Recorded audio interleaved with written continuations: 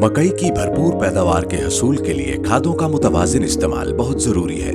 मकई की फसल में खादों का इस्तेमाल इस जदूल में तजवीज करदा मिकदार के मुताबिक करें। सोना डीएपी की कुल मिकदार और एफएफसी एसओपी या एमओपी की आधी मिकदार जमीन की तैयारी के वक्त इस्तेमाल करें। अज्जाए सगीरा की कमी की सूरत में सोना जिंक 27% 7.5 किलोग्राम और सोना बोरान 3 किलोग्राम फी एकड़ बुआई के वक्त इस्तेमाल करें।